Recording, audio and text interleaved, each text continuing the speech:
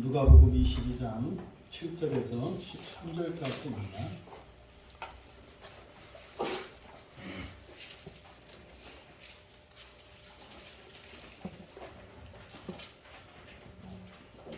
신약성경 133쪽입니다. 누가복음 22장 7절에서 13절까지 말씀을 우리 함께 읽겠습니다. 6월절 양을 잡을 무교절 날에 이른지라 예수께서 베드로와 요한을 보내시며 이르시되 가서 우리를 위하여 6월절을 준비하여 우리로 먹게 하라. 여짜오되 어디서 준비하기를 원하시나이까? 이르시되 보라, 너희가 성내로 들어가면 물 한 병을 가지고 가는 사람을 만나리니 그가 들어가는 집으로 따라 들어가서 그 집 주인에게 이르되 선생님이 내게 하는 말씀이 내가 내 제자들과 함께 6월절을 먹을 객식이 어디냐 하시더라. 그리하면 그가 자기를 마련한 큰 다락방을 보이니 거기서 준비하라 하시니 그들이 나가 그 하신 말씀대로 만나 6월절을 준비하니라. 아멘. 잠시 기도합니다. 진리에 여기신 성령님, 이 시간 하나님의 말씀을 들고 그토록 사랑하시는 주의 백성들 앞에 섰사오니 연약한 설교자를 통하여 주께서 하시고자 하시는 말씀에 담긴 참된 진리가 저들에게 전해 줄 수 있도록 성령께서 도와주시옵소서. 그래서 하나님의 말씀이 참으로 생명의 양식되며 그 양식으로 저희들의 본성이 변화되고 그와 함께 저희들의 삶이 변하는 일들을 목도하게 하여 주셔서 예수 그리스도를 믿고 살아가는 그리스도인의 생생한 삶을 살게 하옵소서. 아멘. 감사하며 예수님의 이름으로 기도합니다. 네, 거룩하고 복된 주일 예배에 참여하신 여러분 모두를 환영하며 축복합니다. 네, 인터넷으로 함께하고 계신 불편한 중에 예배를 드리고 있는 우리 지체들에게도 동일한 복과 은혜가 여러분에게 부어지기를 축복합니다. 아멘. 6월절을 준비하라 라는 제목으로 말씀의 은혜를 나누고자 합니다. 사람이 갑자기 변하면 죽을 때가 되었다 이런 말을 합니다. 예전부터 사람이 행동이 달라지고 말투가 달라지고 이렇게 성격이 달라지고 하면 죽음이 임박했다. 그만큼 사람에게 변화는 일어나기 어려운 것이고 또 그렇게 사람에게 큰 변화가 일어나면 마치 새로운 인생을 사는 것과 같다. 이런 의미 아니겠습니까? 실제로 시한부 인생을 사시는 분들이 있죠. 그것을 이제 가족들과 공유하는 분들도 있지만 가족들의 아픔을 좀 덜어줄 요량으로 이야기하지 않고 혼자만 알고 죽음을 준비하며 살아가는 이들이 종종 있습니다. 그런 분들은 이제 인생을 하루하루 정리하고 자신들이 살아왔던 인생에서 아쉬웠던 것, 미진했던 것들, 또 끝내지 못했던 것들, 이런 것들을 다 정리하게 되죠. 그런 분들의 하루하루의 삶을 다룰 것이고 이제 인생을 정리하는 입장에서 살기 때문에 그 이전과는 확연히 다른 삶으로 살 것입니다. 사실 지금 예수님이 그러신 겁니다. 예수님이 죽으실 때를 아십니다. 이제 곧 십자가에서 죽으실 것이고 무덤에 장사되실 것입니다. 아마 지금 우리가 살펴보고 있는 이 본문의 이 시기쯤, 이때쯤은 주님께서 특별히 더 제자들을 애초롭게 여기셨을 것 같고 이전보다 훨씬 더 따뜻하고 자상하게 대하셨을 것 같아요. 이제 지상에서 함께할 날이 며칠 남지 않았기 때문입니다. 며칠이 뭡니까? 이제 6월절이 왔지 않습니까? 이제 이 밤이 지나고 나면 이제 예수님께서 십자가에 못 박히실 것인데 그때 주님의 마음이 어떠했을 것인가? 본문은 이제 이 지상에서 그토록 사랑하시고 아꼈던 그 제자들과 함께하는 마지막 6월절입니다. 그래서 이거를 성만찬이다, 또 최후의 만찬이다. 그래서 이제 그림으로도 그려지고 하는 그 마지막 만찬인 거죠. 이 설교를 준비하면서 조금 주님의 마음을 조금은 공감할 수 있는 것 같아요.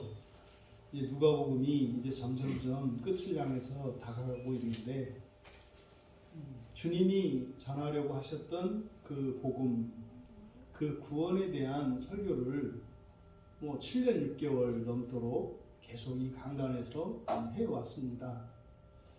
그런데 이제 설교자 된 저에게 느끼는 것은 미치지 못하는 거예요. 이 교회에서 함께 예배하고 또 은혜를 받았고 정말 생애적인 그런 하나님의 복과 은혜를 누렸던 분들이 적지 않습니다. 개인적으로, 가정적으로 또 주변에 정말 하나님이 하셨던 놀라운 일들이 많이 있었습니다.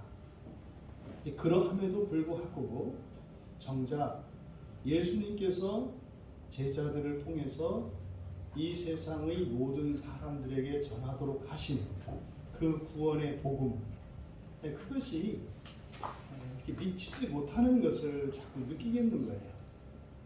전달이 안 되는. 그러니까 사실 모든 설교자들이 다 그렇겠습니다만 토요일 밤이 항상 제일 길고 항상 이제 뒤척이는 그런 밤이 돼요. 왜냐하면 지금 적지 않은 날들을 이곳에서 설교를 하고 복음을 전해왔는데 미치지가 않는 겁니다. 마치 못자리를 내야 되는데 너무 가물어서 그냥 논바닥에 쩍쩍쩍 갈라져 있는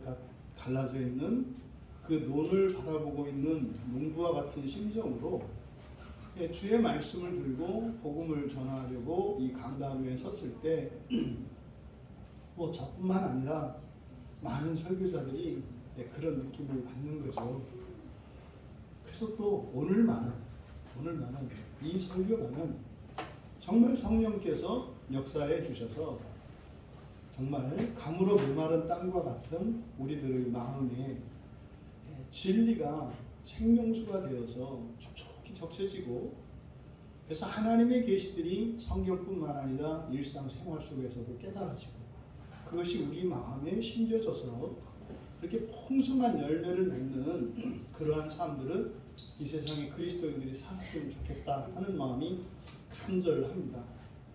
오늘도 우리가 이 본문 말씀을 가지고 은혜를 나누겠습니다만 이렇게 부담이 되는 이유는 하나님 나라에 관한 것이고 또 그것이 우리의 삶과 너무나 직결되어 있고 우리들이 하는 일 하나하나가 그 나라의 영광과 관계되어 있는데 우리들이 너무나 그것을 무가치하게 의미 없이 알지 못한 채 살아가고 있기 때문에 또 심지어는 그것을 감각하지도 못하고 있기 때문에 마음이 타는 것 같습니다. 부디 정말 성령 하나님께서 오늘 이 시간 이 본문을 통해서 주시고자 하셨던 그 예수님의 그 마음이 여러분에게 온전히 전달되기를 바라고 또 이 구원의 복음이 우리에게 깨달아져서 정말 오늘 이 예배 가운데 이 설교를 통해서 주시는 하나님의 은혜가 참여한 여러분들을 완전히 변화시키고 새롭게 하실 수 있는 그런 은혜가 부어지기를 진심으로 축복합니다. 7절에서 6월절 양을 잡을 무교절 날이 이르렀다. 좀 이것을 원문의 뜻을 좀 더 드러내기 위해서는 지금 이제 번역을 하다 보면 영어의 어순과 우리의 어순이 다르기 때문에 이제 우리들이 원문과 다르지 않습니까? 어법이 다르기 때문에 그렇죠. 그러니까 이 신약 성경도 마찬가지입니다. 그래서 헬라어 본문과 우리말 성경 사이에는 그런 언어의 상점 때문에 이렇게 위치가 바뀌고 하는 일들이 일어나죠. 그런데 그렇게 해도 상관이 없는 경우들이 있습니다. 왜냐하면 본문의 뜻을 드러내기 위한 거니까. 그래서 영어도 그렇지만 헬라어도 수식하는 말이 원래 뒤로 가요. 형용사가. 그런데 지금 이 본문만큼은 원문을 그대로 드러내야 합니다. 왜냐하면 이 마태나 마가가 다루고 있는 이 기사에 대한 다루고 있는 초점과 이 누가의 초점이 다르기 때문입니다. 7절을 직역하면 무교절이 이제 앞에 나와야 되는 거예요. 무교절 날이 왔다. 무교절 날이 왔다. 무교절을 강조하는 겁니다. 그날은 유월절 제물이 필요하다. 이렇게 됩니다. 직역을 하면. 근데 여기서 우리가 바로 앞에 있는 6절의 내용을 기억하고 있어야 됩니다. 7절을 그냥 뚝 띄어서 생각할 것이 아니라 바로 앞에 6절의 내용이 바로 유다가 예수님을 넘겨질 기회를 찾고 있는 중입니다. 그러니까 지금 6월절이 점점점 다가오는 중에 이제 유다가 대제사장과 서기관들과 공모해서 이제 예수님을 넘겨주기로 했고 이제 이 일의 주도권은 유다가 쥐고 있는 거예요. 다른 사람들은 이제 예수님을 넘겨주는 날짜만 잡으면, 장소하고 날짜만 알면 이제 출동할 준비를 하고 있는 것이고, 지금 예수님을 넘겨주기 위해서 예수님을 말하자면 살해하려는 거죠. 예수님을 살해하기 위해서 직접적으로 움직이고 있는 것은 예수님의 제자인 가룟 유다입니다. 유다는 지금요 호시탐탐 기회를 노리고 있어요. 그런데 무교절이 왔다. 이렇게 되는 겁니다. 그런데 지금 여기서 무교절이 왔다. 이렇게 이제 이렇게 해야 된다고 말씀드리는 이유는 마태나 마가나 누가나 초점이 무교절에 있기 때문입니다. 그러니까 무게가 무교절에 있어요. 마태는 마태복음 26장 17절에 무교절의 첫날에 이렇게 기록하고 있고, 마가는 마가복음 14장 12절에 무교절의 첫날 곧 유월절 양 잡는 날에, 그래서 전부 무교절을 앞세우고 있어요. 그래서 이 무교절을 앞세우는 것은 의미가 있는 일이다. 초점이 유월절과 무교절 중에 초점이 어디에 있어요? 무교절에 있단 말이에요. 무교절. 여러분, 유월절이 아니라 중심은 무교절이라고요. 이것이 이제 우리가 본문을 살펴보겠습니다만 특별한 의미가 있습니다. 그런데 누가만큼은 무교절이 관건이다. 무교절이 핵심이다. 그런데 누가는 여기에 첨삭을 하는 거예요. 그런데 바로 이 무교절은 뭐가?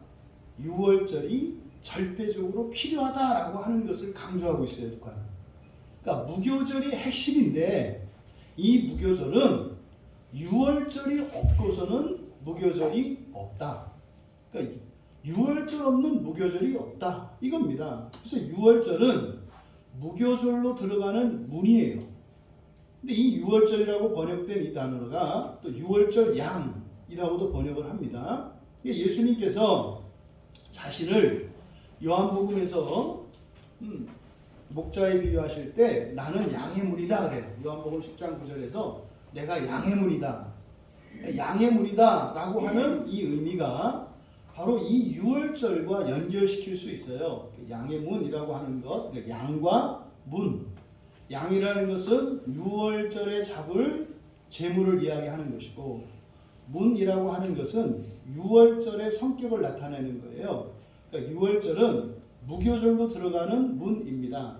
지난주 우리가 살펴봤습니다만 유월절과 무교절은 붙어있다. 그래서 첫째 날 유월절에 양을 잡고 그 밤에 양을 먹어요. 근데 그 먹는 그 밤이 무교절의 첫날이에요. 그러니까 이스라엘 사람들에게 하루의 개념이 오후부터 시작이 되기 때문에 이게 좀 시간이 좀 혼동이 된다고요.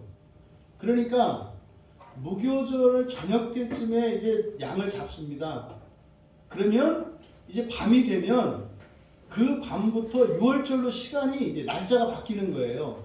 그러니까 실제로 먹는 날은 잡는 날은 유월절에 잡고, 제가 말이 엉킨 것 같아요. 유월절이 먼저고 무교절이 일주일인데 유월절 날 양을 잡습니다. 근데 밤이 돼요. 밤이 되면 날짜가 바뀌어요.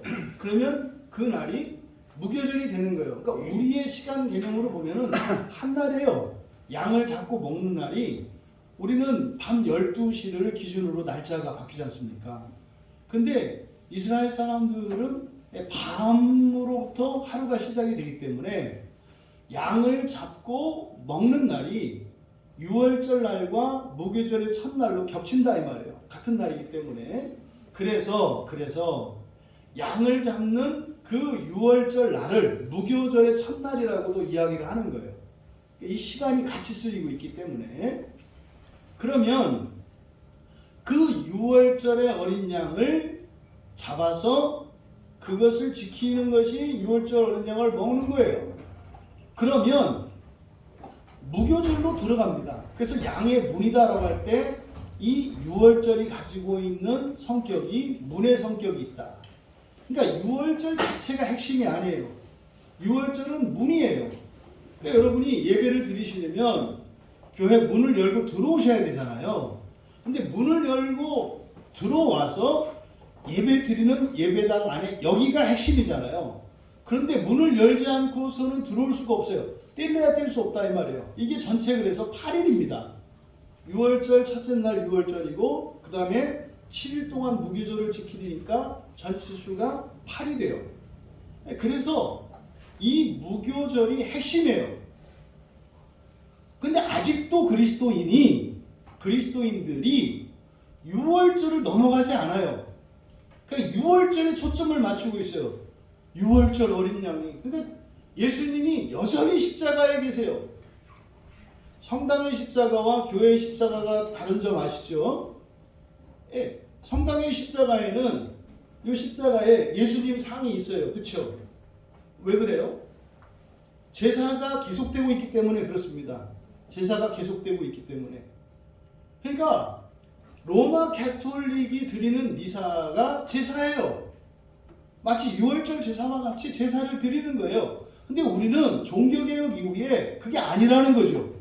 그래서 사실은 이 개신교는 유월절과 무교절의 무게를 따진다면 무게중심이 어디로 가야 된다고요? 무교절로 가야 한다고요. 무교절로 가야 한다고요.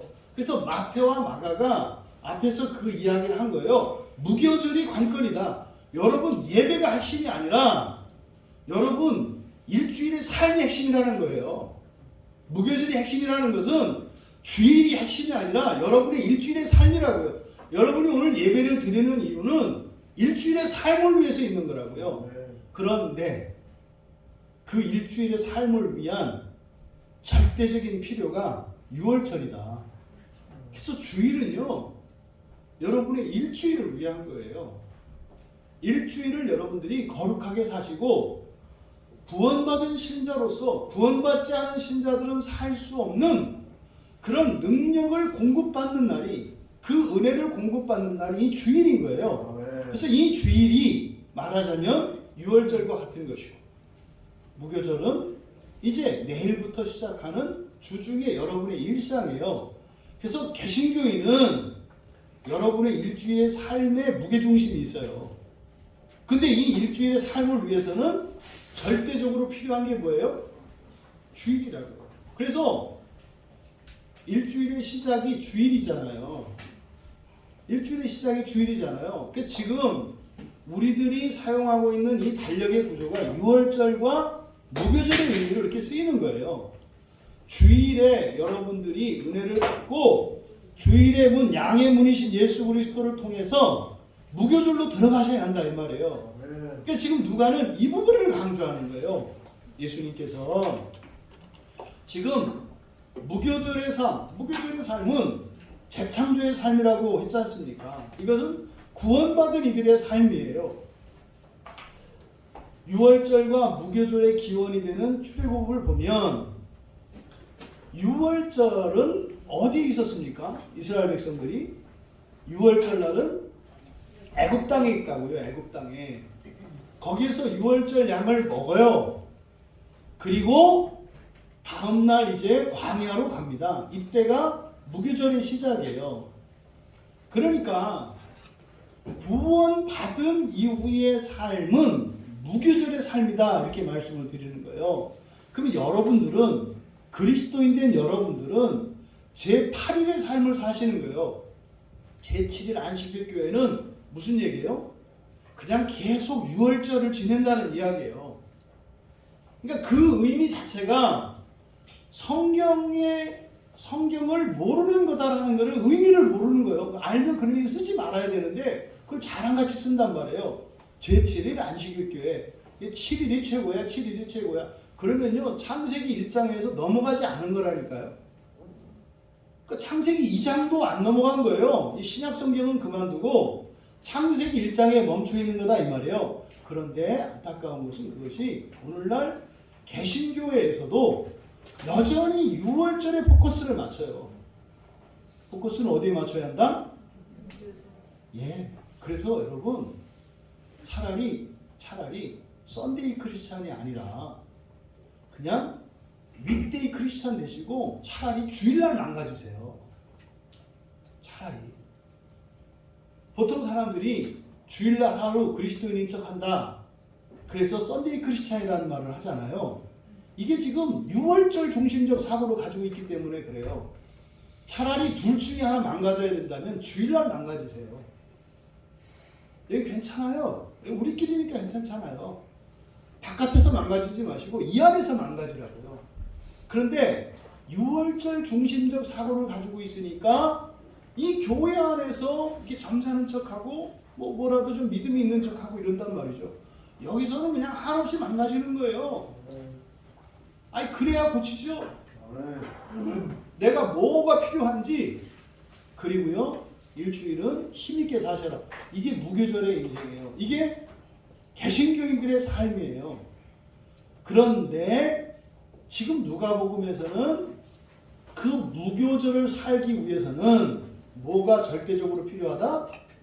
유월절이 절대적으로 필요하다. 그러니까 핵심은 무교절이에요. 하지만 이 무교절의 삶을 살기 위해서는 유월절에 양의 문이신 예수 그리스도를 넘는 이 주일 예배가 여러분들의 일주일을 좌지우지한다 이 말이에요. 그래서 여러분들이 주일마다 교회 나와서 예배를 드리시는 거예요. 여러분 일주일 동안 여러분이 아무리 열심히 하셔도 여러분 기계가 있지 않습니까? 뭐 예를 들어서 오토바이가 50cc 오토바이가 있고 250cc 오토바이가 있어요. 50cc 오토바이를 가지고 여러분이 그 최고 속도를 가지고 아무리 다녀보셔야 그리고 거기다 사람을 싣고 다녀봐야 둘 태우지 않겠어요? 3명 이렇게 태우겠어요? 50cc 오토바이를 가지고 가는데? 그러면요 250cc 850cc 이런 오토바이를 가지고 살면은요 어마어마하게 차이 나지 않아요? 천천히 다니셔도 돼요. 여러분이 지금까지 사셨던 주일이 타고 다녔던 오토바이가 달라요.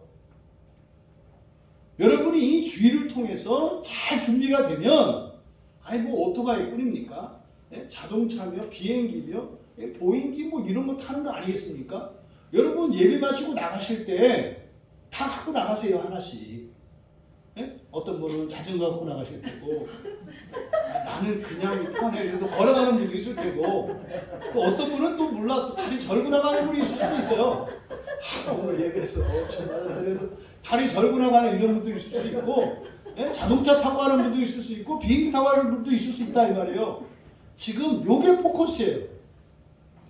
지금 이 7절의 포커스가 이거예요. 무교절이 중요해. 그런데 그 무교절의 삶을 어떻게 살 것인지는 유월절에 결정이 되는 거야. 왜요? 예수님이 죽음이 임박하셨기 때문에 그래요. 마태와 마가에서는 무교절에 이렇게 중점을 둡니다만 이제는 그게 중요한 줄 모르나요? 안 되잖아요. 그죠? 안 되잖아요. 그래서 그 무교절을 무교절답게 살 수 있는 그 힘과 그 은혜가 공급되는 것이 유월절이다. 요 이야기를 지금 하시는 겁니다. 우리말 성경에 양을 잡을 이렇게 되어 있어요. 양을 잡을 이게 이제 할 이렇게 번역된 건데 이 데이라고 하는 헬라어입니다. 데이가 영어에 necessary 이런 말이에요. 그래서 절대 필요 불가결한, 절대적으로 필요한, 없으면 안 되는 이런 뜻이에요. 그러니까 여기서 7절에서 강조하고 있는 것이 무교절이야. 무교절의 삶을 살아야 하는데 무교절의 삶을 살기 위해서는 뭐가 절대적으로 필요하다? 유월절이 절대적으로 필요하다. 여기서 말하는 유월절은 우리에게 있어서 유월절은 주일 예배예요. 왜 여러분이 교회 나오셨어요?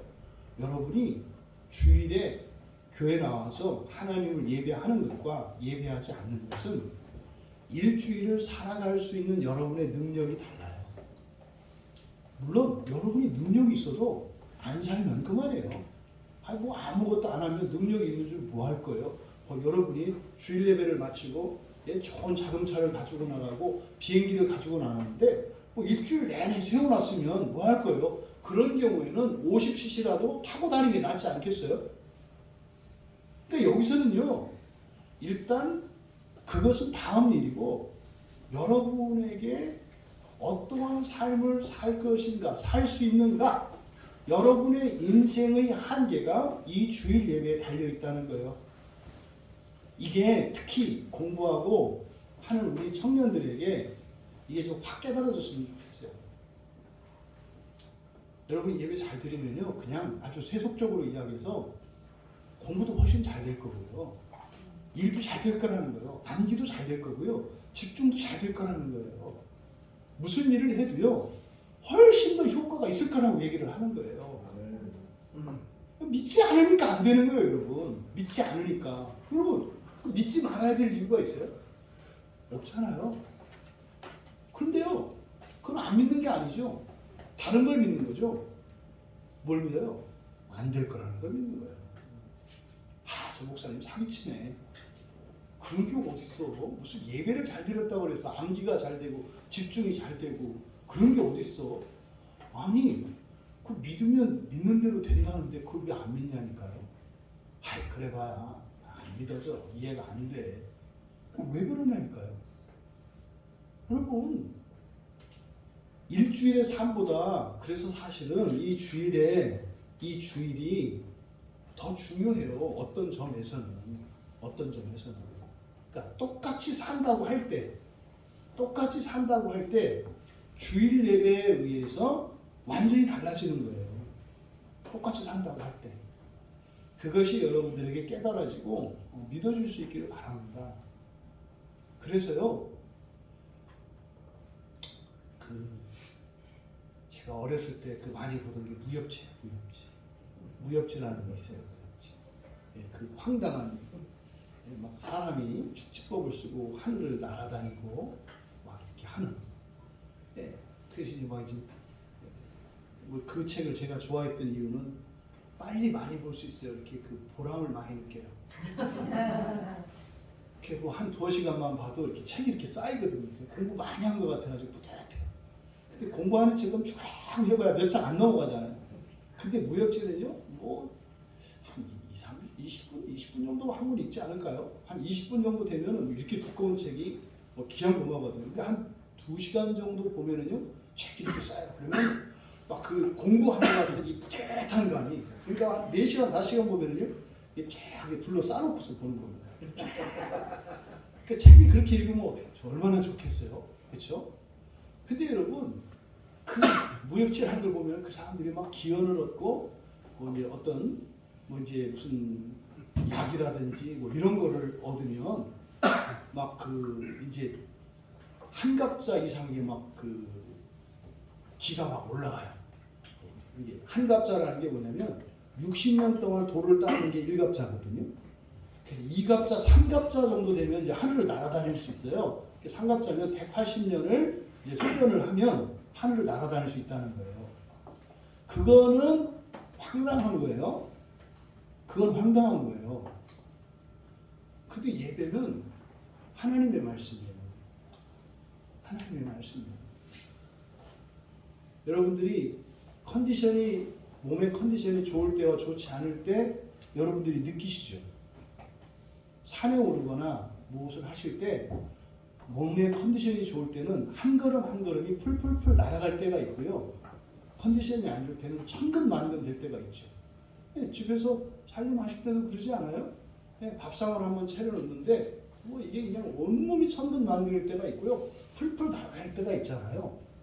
그러니까 우리가 일상생활에서도 경험을 해요. 그러니까 여러분, 이 예배라고 하는 것의 가치가 그냥 다른 걸 떠나서 이 지상에서 여러분이 살아가는 일상에 굉장한 의미가 있고 가치가 있고 여러분에게 힘과 능력이 공급되는 것이라는 것을 지금 7절에서 말하고 있다. 왜요? 주님 떠나셔야 돼요. 이제 십자가에 죽으셔야 된다니까요. 그러니까 이제 너희들이 알아서 살아야 되거든요. 무슨 일이 생기면 제자들이 감당해야 되거든요. 그러니까요. 제자들이 가지고 있는 능력의 최대치를 끌어올려야 되잖아요. 근데 그것의 핵심이 어디다? 유월절이다. 이렇게 말씀을 하는 거예요. 그리고 나서 이제 8절에서 13절까지의 내용은 되게 황당합니다. 되게 황당한 내용이에요. 내용상으로는 이제 유월절을 지키는 내용인데 그 유월절을 지키기까지 유월절 그 최후의 만찬을 하기까지 있었던 일을 기록하는데 내용을 좀 여러분들이 이렇게 진지하게 꼼꼼하게 이렇게 들여다보면 참 황당한 얘기입니다. 예수님께서 베드로하고 요한을 보내셨대요. 네? 베드로하고 요한을 보내시면서 말씀을 하셨대요. 가서 우리를 위해서 유월절을 준비해서 우리로 먹게 하라. 이거는 누가복음에만 나오는 거예요. 마태복음과 마가복음에는 이 내용이 안 나와요. 그래서 우리를 위해서 유월절을 준비하여 우리를 먹게 하라. 그럼 여러분 여기서요. 왜 지금 누가가 이야기를 하냐면 유월절이요. 제자들에게 지금 예수님이 명하셨죠. 유월절을 준비하라고. 그런데 우리가 준비해야 되는 유월절과 이때 이 제자들 베드로와 요한이 준비해야 되는 유월절이 달라요. 우리들이 준비해야 되는 유월절과 제자들이 해야 되는 유월절이 다르다고요. 또 지금 예수님이 십자가에 못 박혀 죽으시기 전이잖아요. 아직 죄의 문제가 해결되지 않았죠. 죄책의 문제가. 그러니까 지금 예수님이 십자가에 달려 죽으시기 이전의 유월절과 또 예수님이 십자가에 죽으시고 난 이후의 유월절과 사도들은 죽고 오늘 우리들이 이해해야 되는 준비해야 되는 유월절이 다르다 이 말이에요. 그러면 예수님이 지금 여기서 제자들에게 준비하라고 하신 이 말씀을 통해서 어떤 교훈들을 얻어내서 이런 불연속성 속에 있는 그 연속성을 우리가 끄집어내야 돼요. 그러면 지금 여기서 예수님께서 제자 둘을 보내셔서 준비시킨 이 유월절은 그런 거죠. 유월절 양을 잡아서 이스라엘의 최대 명절인 이 유월절과 무교절을 지키려고 하는 겁니다. 그 유월절 양을 잡아서 함께 먹으려고 하는 거거든요. 그런데 예수님이 이렇게 말씀하신 것은 왜 우리로 먹게 하라. 그러니까 예수님도 유월절을 지키셨다는 거예요. 예수님도 유월절을 지키셨다는 거예요. 그러니까 이것은 예수님이 우리에게 모범이 되어 주신 거예요. 그러니까 예수님도 유월절을 지켰어요. 이거 무슨 말입니까? 만약에 이게 이제 말이 안 되는 얘기인데 예수님이 지금 여기 계시다면 이 시대에 살고 계시다면 예수님도 뭘 지켰다는 거예요? 주일 예배를 지켰다는 얘기예요. 예수님도 주일 예배를 지키셨다. 그럼 무슨 말이에요? 예배도 드리시고 예배도 받으시고 이렇게 한다 이 말이에요. 그러니까요. 예수님이 우리 예배 가운데 계시겠어요? 안 계시겠어요? 계시다 이 말이에요. 계시다 이 말이에요. 그러니까 여기서 예수님이 함께 먹는다. 우리로 함께 먹기 위해서 유월절을 준비해라라고 할 때 이 유월절을 지키는 일은 예수님께서도 하셨고 그 얘기는 뭐예요? 우리가 그 유월절을 주일로 지키고 있다면 이곳 가운데 예수님이 함께 하시고 계시다는 이야기예요. 또 여기서 준비하라 라고 하는 이 말이 헤토이마조라고 하는 헬라어거든요. 헤토이마조. 이렇게 준비하다라고 했을 때 이 단어가 사용된 용례들을 보면 이것은 특별한 것을 준비하는 거예요. 그냥 뭐 이렇게 어떤 일을 미리 예비한다 이런 의미가 아니라 이 헤토이마조는 성경에서 특별한 목적으로 사용되는 말이에요. 이게 이제 우리말 성경에는 그걸 나타낼 수가 없어요. 그러니까 여러분들이 그냥 여기다가 동그라미 치시고 거기다가 헤토이마조 이렇게 써 놓으시고 이거는 뭐 특별한 목적을 가지고 사용되는 말이다. 뭐 이렇게 써 놓으세요. 누가복음에 이 단어가 맨 처음 사용된 것이 누가복음 1장 17절입니다. 1장 17절.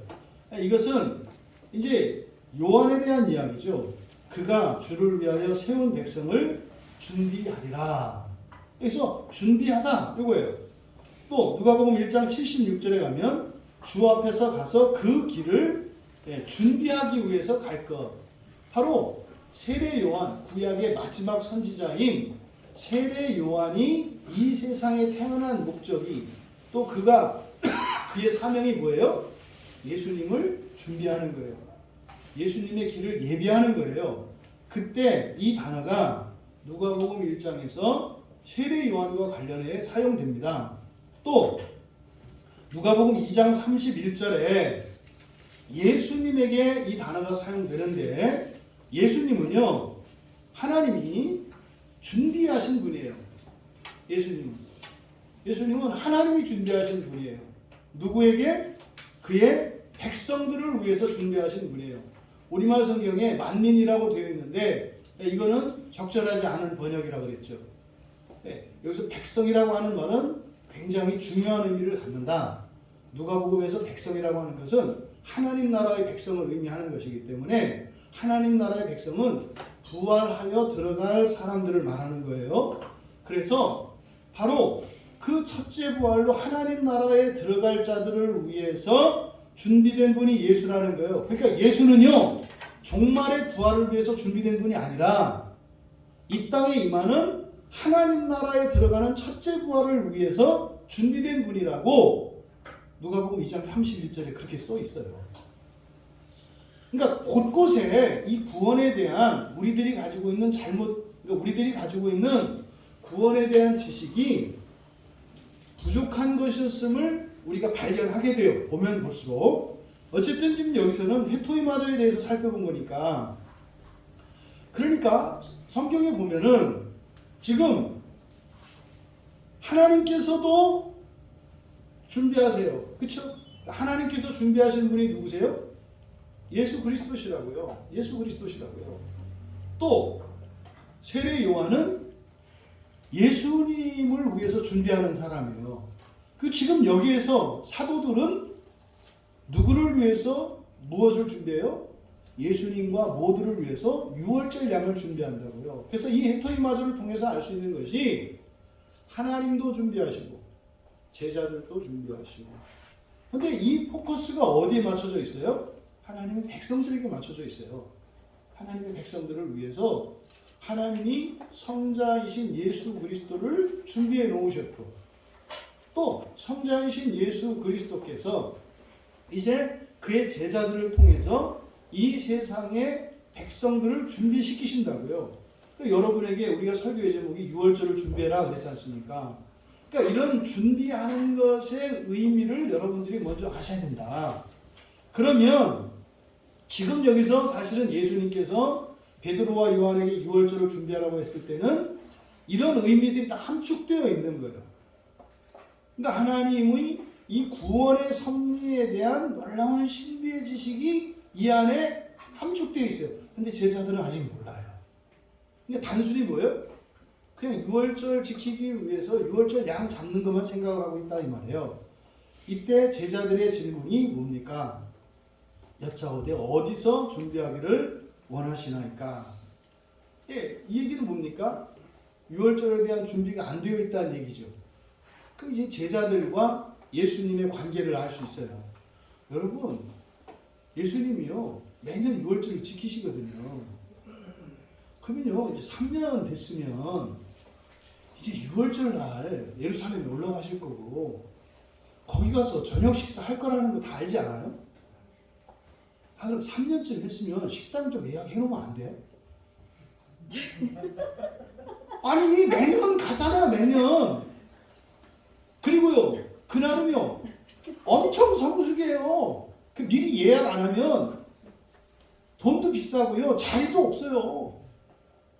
아니 여러분 여행을 갈 때도 경비 좀 절약하고 좀 쾌적한 곳을 가려고 미리 예약을 하잖아요.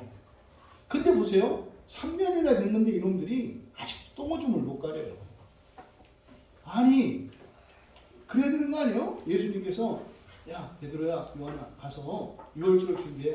아 내 지금 다 예약해놨어요. 아 그래? 아이 자식들 이렇게 해야 되는 거 아니에요? 이게 묻는 게 뭐예요? 어디서 해야 돼요? 이게 어쩌면 오늘날 우리 그리스도인들의 자화상이 아니든지 주님이 뭘 하실지 뭘 원하실지 뻔히 알면서 맨날 물어보는 거죠. 뭐 할까요? 어디서 할까요? 뭐 제자들은 3년이니까 그런 거. 여기서 30년 이상 예수 믿으신 분들은 좀 생각 좀 해보셔야 돼요. 30년 예수를 믿었는데 1년 한 사이클로 돌아가는데 30바퀴 돌았으면 웬만큼 좀 알만하지 않아요? 네. 예? 토요일이 되면 주일을 어떻게 준비해야 되고 예배 되면 뭘 어떻게 해야 하는지 좀 알만하지 않아요? 또 혹시 여기서 난 다행이다 30년 안 됐다 제발 그런데 머리 굴리지 마라. 10년이면 어떻고 뭐 똑같죠. 그러니까 지금 이 제자들의 비참한 모습을 봐요. 그러니까요 여전히 수동적이고 여전히 노예의지예요.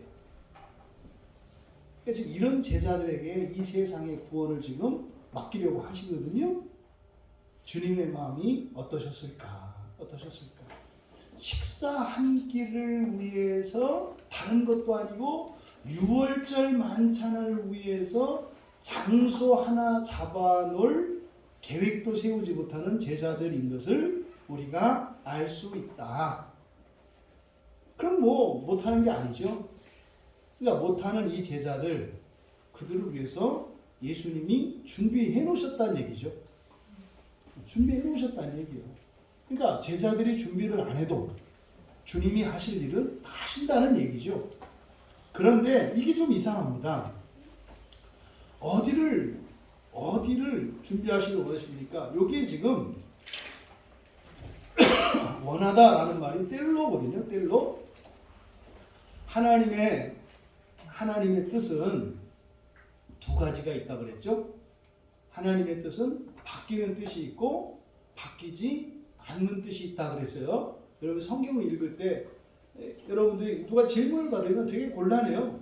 여러분 하나님이 정하신 것을 하나님이 원하시는 것을 바꿀 수 있나요 없나요? 바뀔 수 있나요 없나요? 하나님이 원하시는 게 바뀔 수 있어요 없어요? 있어요. 그러니까 어떤 거는 절대로 안 바뀌는 게 있고요. 어떤 거는 바뀌는 게 있어요. 그래서 여러분들이 하나님과 뜻이 다르더라도 여러분들이 그걸 막 원해요. 그래서 하나님이 말리세요. 야 그거 너한테 별로 안 좋은데. 근데 계속 해요. 야 그거 진짜 별로 안 좋은데. 근데 또 배우기를 소나무 뽑으라고 배워가지고 될 때까지 한다고 해서 강청한다고 해가지고 자꾸 흔들어요. 그럼 이제 하나님이 해주시기도 한다고요.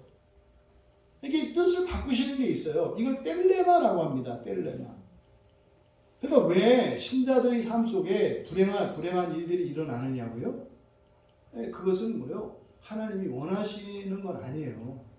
하지만 이 뗄레마는 원하시는 것인데 이거는 바뀔 수도 있고 바뀔 수도 있는 하나님의 뜻이에요. 그러니까 여기서 지금 이 뗄로라고 하는 말이 소원하다, 원하다 이런 뜻이라고 했잖아요. 소원과 소망은 다르다. 이해되시죠? 소원과 소망은 다르다. 소원은 될 수도 있고 안 될 수도 있는 것이고 소망은 이거는 이미 미래에 이루어진 것이다. 그래서 우리말에서 사용하는 소원과 소망, 희망과 소망 이걸 구분하셔야 돼요. 우리말로는 희망이나 소망이나 비슷한 말 같은 의미잖아요. 미래에 되어지기를 바라는 것 이게 희망과 소망이에요. 그런데 성경에서 소망이라고 하는 이 말은 미래에 확정된 거예요. 근데 확정된 건데 어떤 사람들은 그때 그것을 누리는 사람이 있고 나중에 누리는 사람이 있어요. 무슨 말이냐면 하나님이 보따리를 주셨는데 하나님의 때에 그것을 풀어서 쓰는 사람이 있고 그때 풀어 쓰지 못하고 나중에 풀어 쓰는 사람이 있다 이 말이에요. 그러니까 그거는 이미 성취된 거예요. 소망은 반드시 성취되는 거예요. 하나님의 시간이 되면. 여기서 주님이 뭐 원하시는 데가 있으세요? 그건 뭐냐면 주님이 원하는 곳이 어딘지를 원하시는 데가 있냐고 물어보는 거예요. 아니 3년을 같이 다녔거든요. 예수님 단골집 없어요. 단골집 없다고요. 뭐 우리처럼 예루살렘은 어디가 맛집이고 뭐 이게 없단 말이에요. 예수님 그거 너무나 잘 알아요 제자들이. 근데 그거를 또 물어봐요. 그러니까 어디서 준비하기를 원하십니까? 이게 무슨 거예요?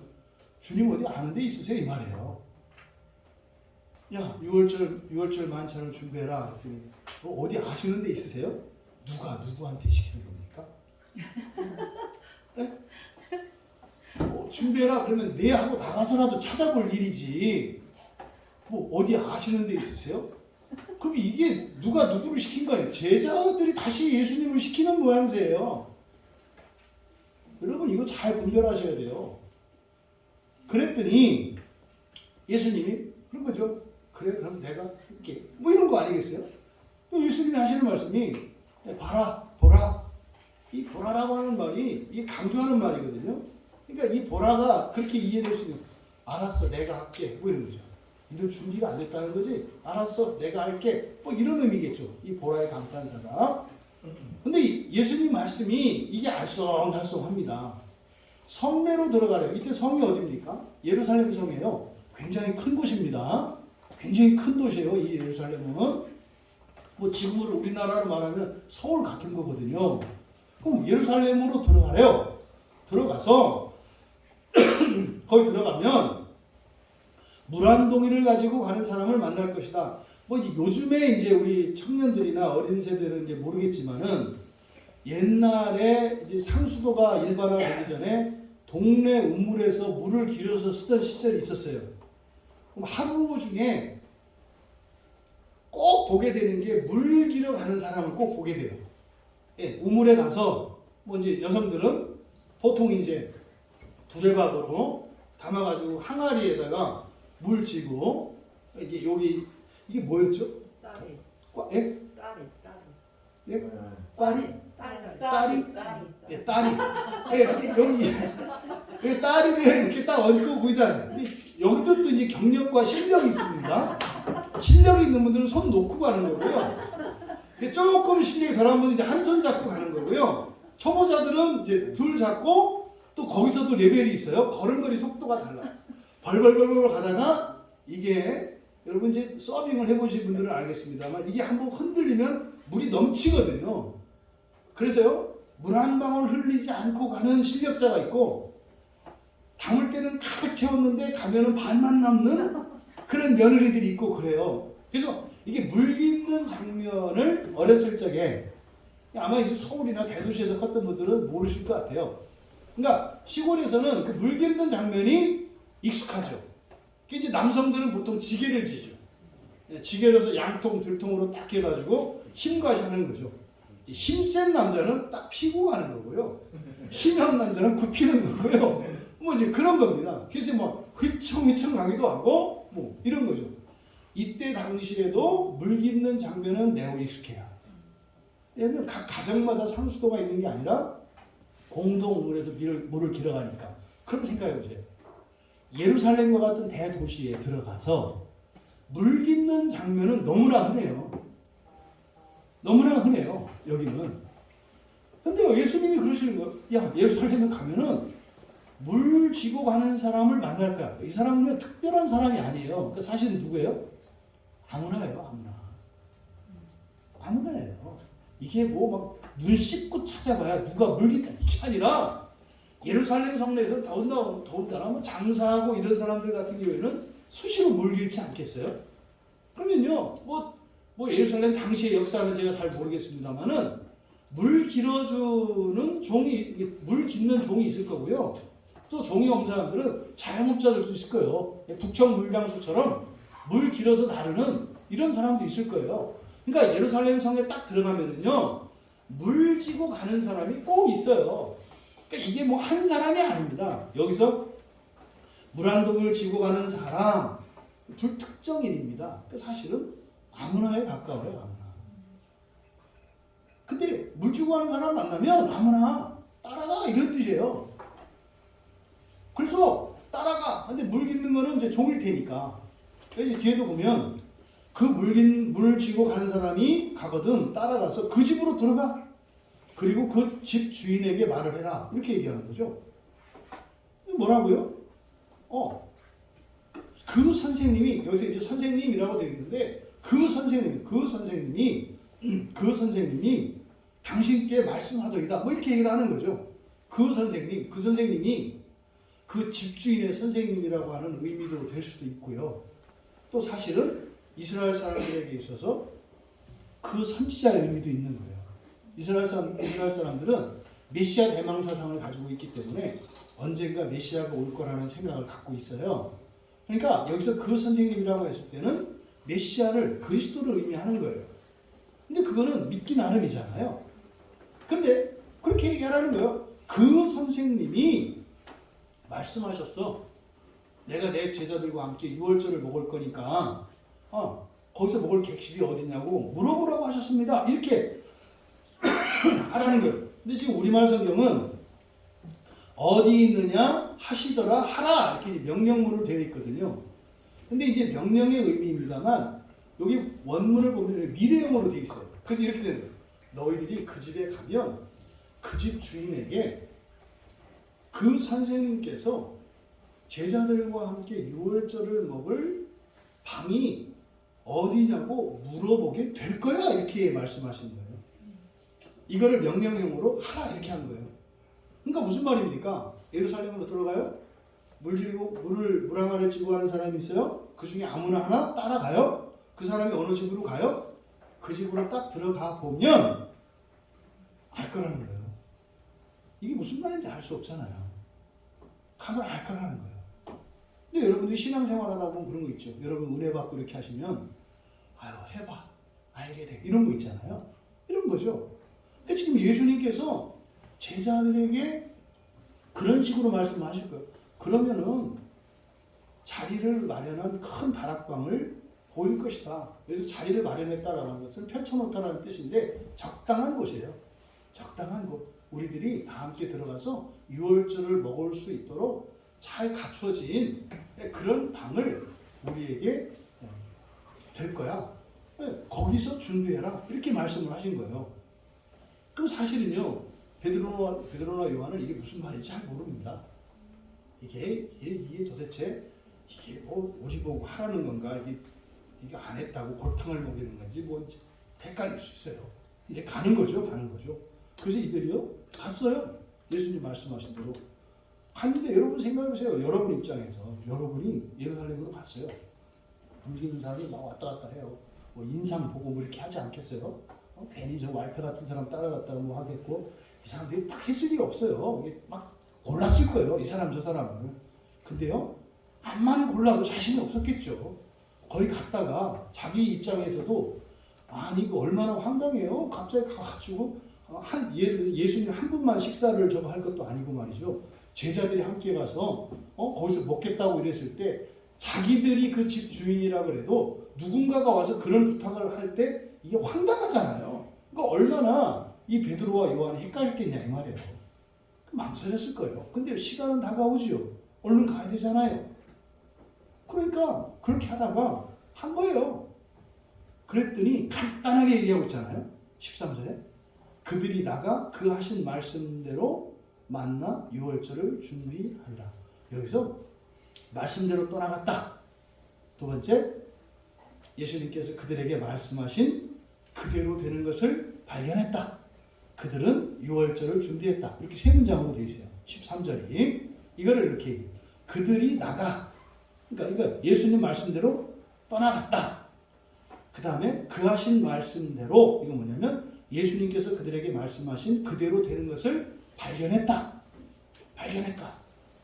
그리고 세 번째, 유월절을 준비했다. 이렇게 세 문장이 들어가 있습니다. 13절 안에. 그럼 여기서 두 제자는 어쨌든 순종을 했고, 순종을 했더니 그대로 되는 것을 확인했다는 거죠. 여러분, 우리의 믿음은 하나님의 믿음 안에 있는데 우리의 믿음은 없는 것과 같다 그랬죠. 그런데요, 없는 것과 같은 그 믿음을 순종했을 때 믿음대로 사실은 5%밖에 안 믿었는데 100% 이루어지는 것을 보게 돼요. 그때 우리의 믿음이 어떻게 돼요? 100%가 되는 거죠. 되고 나니까. 그러니까 되기 전에는 우리의 믿음이 완전하지 않아요. 불완전해요. 항상 의심도 있고요. 불안도 있고 그런 거예요. 근데요, 소망은 미래에 되어진 것이라고 그랬죠. 믿음은 소망을 믿는 거거든요. 그러니까 그때 우리의 믿음 없는 것 같아요. 근데 되고 나면 그게 100%의 믿음이 되죠. 그래서 동일한 일들이 반복될 때는 이제 확신을 가지게 되는 거죠. 이런 식으로 믿음이 성장을 하는 겁니다. 여러분, 지금 이 사도들 중에 두 사람에게 예수님께서 지상의 유월절을 준비시키셨어요. 그렇죠? 지상의 유월절을 준비시켰어요. 그러면 그리스도인된 여러분의 오늘 이 시간 제자들에게 예수님께서 그때 당시에 유월절을 준비하라고 하셨던 그때 맥락에서의 유월절을 준비하는 것과 오늘을 살고 있는 우리들의 맥락에서 유월절을 준비하는 것은 다르다. 여러분들이 지금 가서 뭐 양을 사서 양 잡을 일 아니잖아요. 근데 실제로 구약의 모든 절기들이 또 유월절이 오늘날로 말하면 주일과 같다 그랬잖아요. 그러니까 대략 그렇게 이해할 수 있지 않겠어요? 유월절을 준비하라고 하는 것은 주일 예배를 제대로 잘 드리라는 얘기구나. 뭐 이렇게 이야기하시면 돼요. 1차적으로. 그러니까 유월절을 준비하는 것은 주일 예배를 잘 드리시는 거예요. 그런데 이때 당시에 제자들에게 예수님께서 명하셨던 그 유월절은 사실 지상에서 지키는, 그러니까 지상에서 예수님과 함께 나누는 마지막 최후의 만찬을 준비한 거였죠. 그러면 이제 구약으로 거슬러 올라가 보면 구약의 이스라엘 백성들이 유월절을 준비한 것은 뭘 준비한 거예요? 애굽을 떠날 준비를 한 거죠. 그러니까 유월절의 의미가 그런 거라고요. 떠날 준비를 하는 거예요. 그러니까 이전 것은 지나가는 거예요. 뭘 통해서? 유월절을 통해서. 오늘 여러분들이 이 예배를 통해서 어제까지의 과거에서 떠나시는 거예요. 떠나는 거예요. 여러분 예배 마치고 나면 아침에 오실 때 그 사람이 아니세요. 여러분 그 사람이 아니세요. 여러분뿐만 아니라 여러분 주변에 있는 분들이 한번 봐보세요. 아까하고 좀 변했나? 그러시네요. 그러니까 이거를 우리가 못 보는 이유가 뭐예요? 육체의 눈으로 육체를 보기 때문에 그래요. 육체의 눈으로 육체를 보기 때문에 그래요. 영적인 눈으로 우리의 영혼을 봐야죠. 이걸 보셔야 돼요. 수사를 해봐야 돼요. 그런 거예요. 그런 거. 그러면 여러분 이 제자들은 아직 사도들은 예수님의 이 말씀의 의미를 몰라요. 예수님께서 지금 유월절을 준비하라고 하셨는데 이게 무슨 의미인지 모른다 이 말이에요. 그럼 여러분들은 아셔야죠. 그렇죠?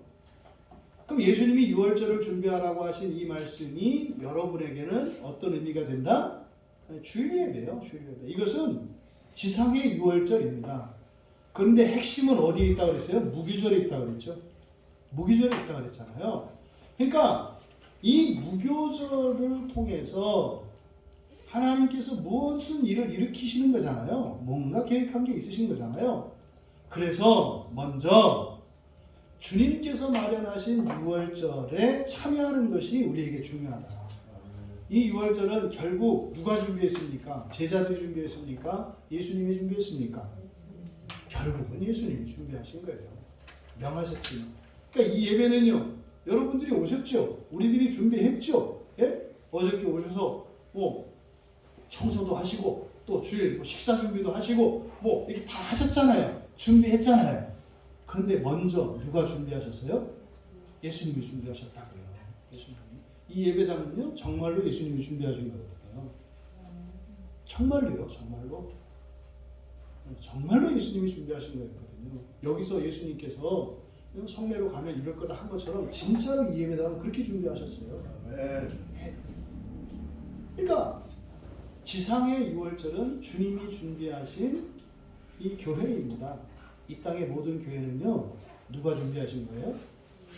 주님이 준비하신 거예요. 주님께서 준비하신 거예요. 그럼 거기에서 함께 먹고 마셔요. 누구와? 예수님과 함께.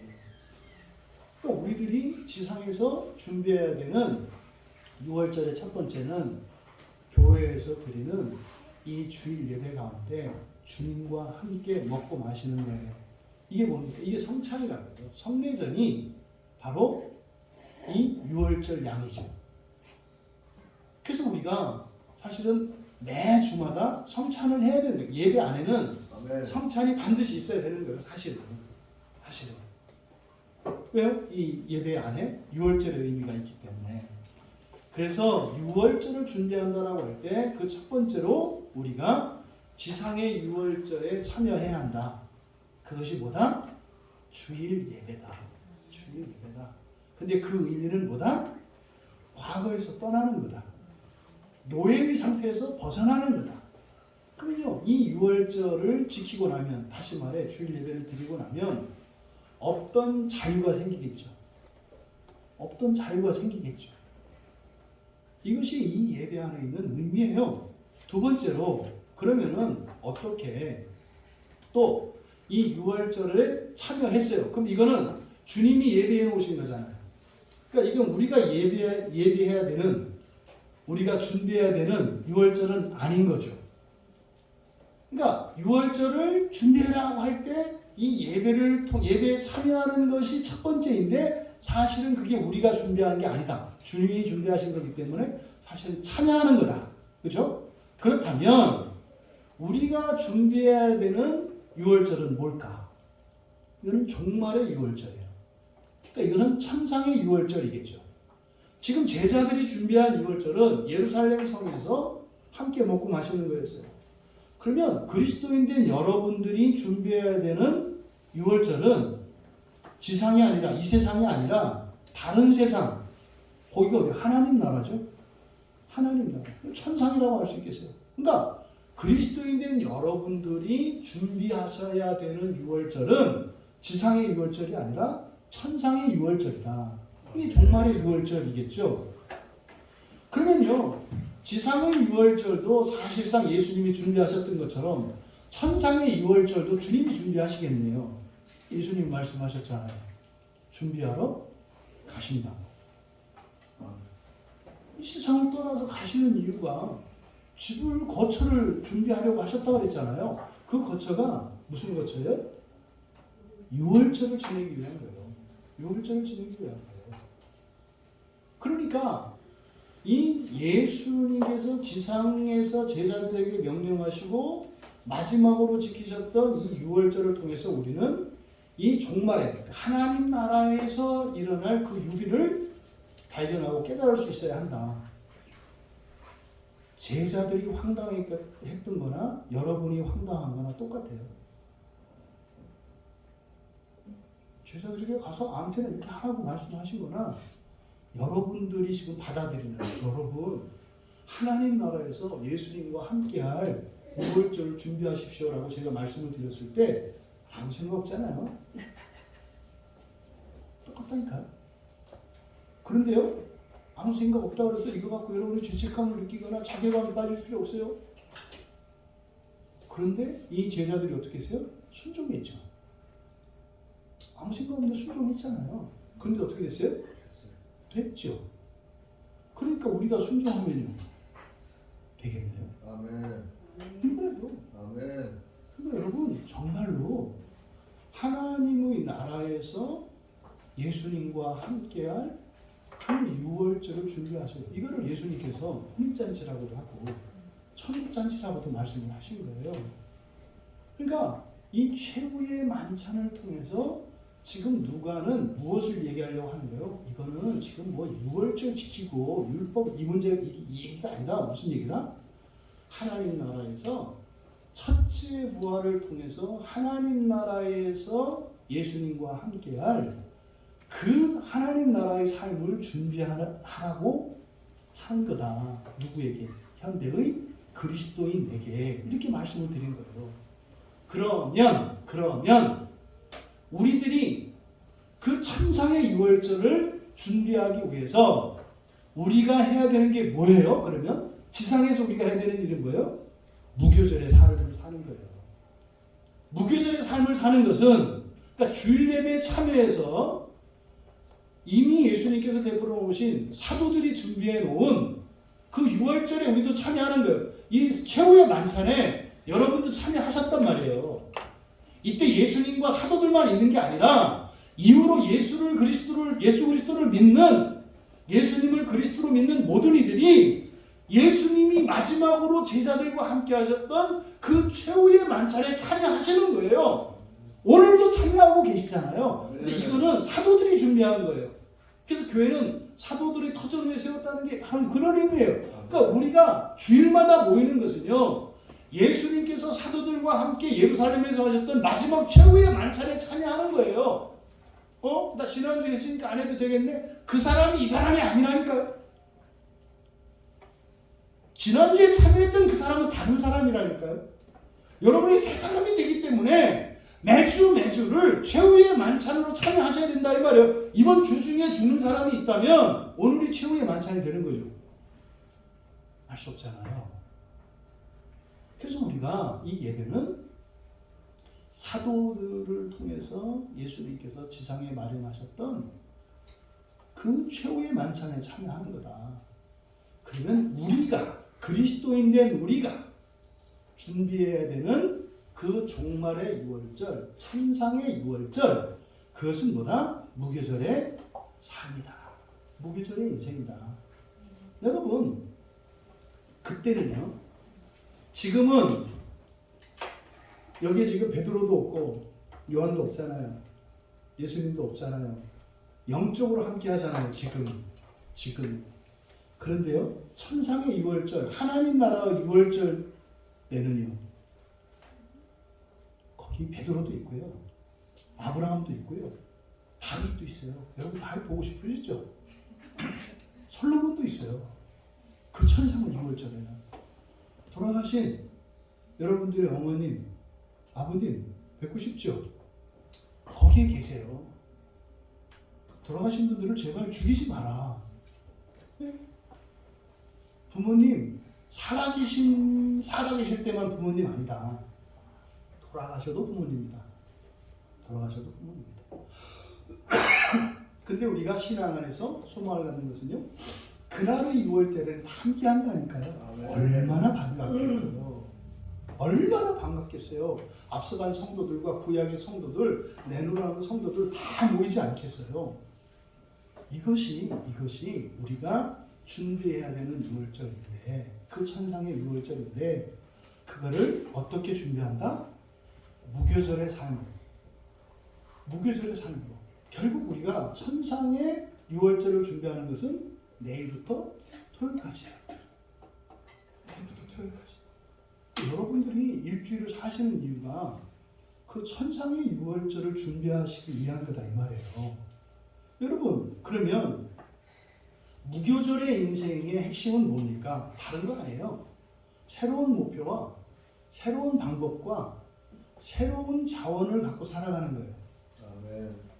맨날 성경 보고, 맨날 찬송가 부르고, 대중가요는 부르지 말고, 뭐 영화도 보지 말고, 뭐 이런 게 아니에요. 여러분. 목표와 과정과 자원이 달라지는 거예요. 먹되 무교절의 인생을 하는 것은 이 세상을 위해서 먹는 것이 아니라 무엇을 위해서요? 천상의 유월절을 위해서 먹는 거예요. 여러분 아침에 내일 출근하실 텐데 왜 출근해요? 천상의 유월절을 준비하기 위해서 출근하시는 거예요. 이게요, 월요일 아침에 달라요. 천상의 유월절을 준비하기 위해서 일터로 나가는 사람과 하루를 시작하는 사람과 그냥 이 지상의 삶을 위해서 살아가는 사람은 완전히 달라요. 이것이 무교절의 핵심입니다. 여러분, 세상 사람들이 모르는 하나님 나라, 믿지 않는 그 하나님 나라, 심지어는 그리스도인이라는 사람도 잘 믿지 않는 이 하나님 나라, 그리고 본성의 변화를 목표로 살아가는 거예요. 하나님 나라와 본성의 변화. 여러분, 그랬을 때 살아가는 과정이 달라지고 우리가 또 살아가는 방법이 달라요. 우리는 뭘로 살아요? 하나님의 은혜로 살아요. 하나님의 은혜로 산다는 것은 우리가 아무것도 하지 않는다는 게 아니죠. 하나님의 은혜로 산다는 것은 뭡니까? 할 수 있는 것은 하고 할 수 없는 것은 주님께 의지하는, 이게 하나님의 은혜로 사는 거예요. 그동안은 할 수 없는 것도 여기저기서 끌어다가 억지로 막 땜방을 했단 말이에요. 또 반대로 할 수 있는 것도 안 했죠. 다른 핑계를 대느라고. 그래서 하나님의 은혜로 산다는 것은요, 내가 할 수 있는 것을 빠뜨리지 않고 하는 거예요. 그리고요, 내가 할 수 없는 것을 하나님 의지하고 살아가는 게 하나님의 은혜로 사는 거예요. 그러니까 내 할 일 내가 하고 하나님께 구할 것을 구하고 살아가는 것이 하나님의 은혜다. 종종 오해하는 게 그죠? 하나님의 은혜로 살아간다 그러면 맨날 기도하고 이렇게 하나님 도움받는 거라 그래요. 여러분, 아니라니까요. 우리가 할 수 있는 것, 해야 하는 것은 하고 할 수 없는 것은 주님께 구하고, 그러면 주님께서 이루어 주신다니까요. 이게 하나님의 은혜로 살아가는 거예요. 이게 바로 무교절의 삶을 살아가는 것이다. 그러면요, 인생이 달라요. 인생이 달라진다고요. 걱정, 근심, 염려 없어지고요. 지난날 후회 없어지고요. 불안 없어져요. 이게 하나님의 은혜로 살아가는 거다. 이게 무교절의 인생이다. 여러분, 지금 누가복음에서 뭐라고 한다고요? 다시 원위치 되는 거죠. 이 무교절의 삶을 살기 위해서는 뭐가 필요하다? 지상의 유월절인 주일 예배가 절대적으로 필요하다. 아멘.